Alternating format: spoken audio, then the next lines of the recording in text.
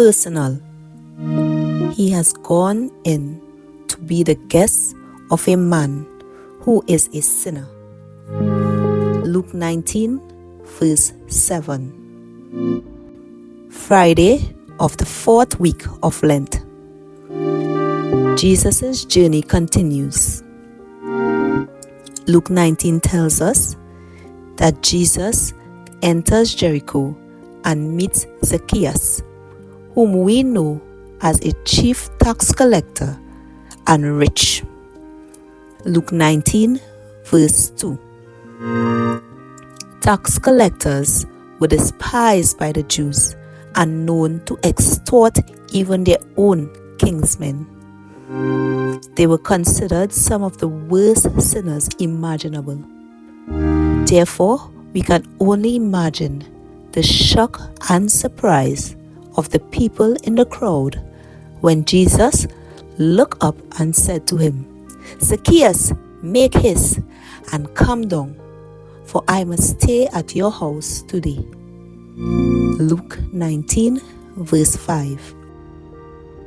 Jesus continues to push boundaries and climb out of boxes, and not everyone is with him.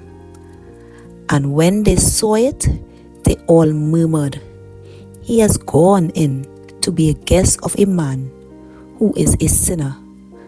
Luke 19 verse 7. For a righteous man to enter the house of a tax collector was unimaginable. Jesus' love and mercy is now spilling over into forbidden territory. Many people are outraged. We have felt a shift this week.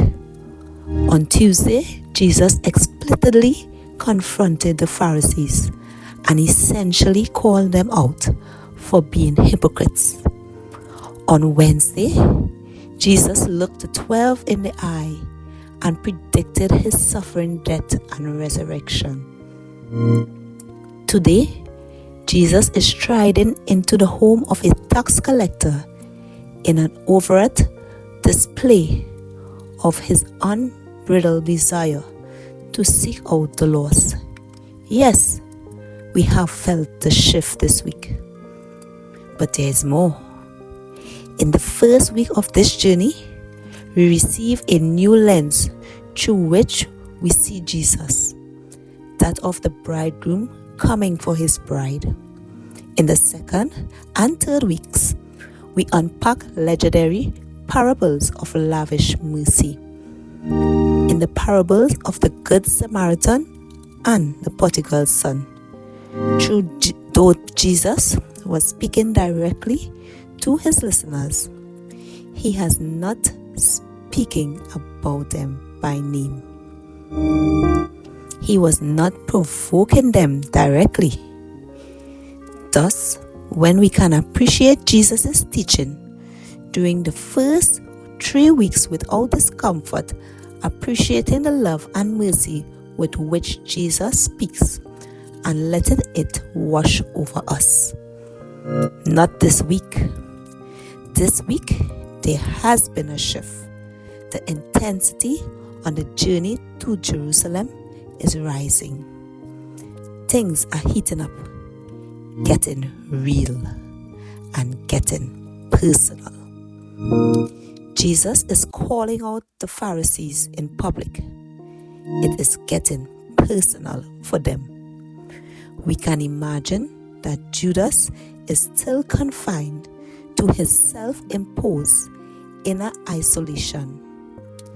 Judas's inner torment and confusion are compounded by the intensity of the week. It is getting personal for him too. And all of it is personal to Jesus, as the bridegroom who has come to liberate his bride from sin. Jesus has to confront the very sin and evil that has enslaved humanity. While others are feeling the tension of this week and responding in a variety of ways, the heart of Jesus, the bridegroom, remains in communion with the Father. The treasury of this week has only one inevitable outcome: confrontation, conspiracy, and betrayal. All awaits us next week. Jerusalem is mere days away, and much will be happening there.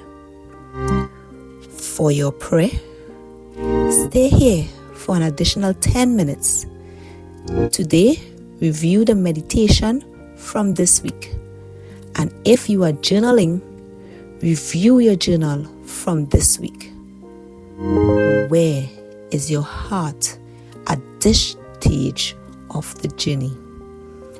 What words stood out to you as you prayed? What did you find stirring in your heart?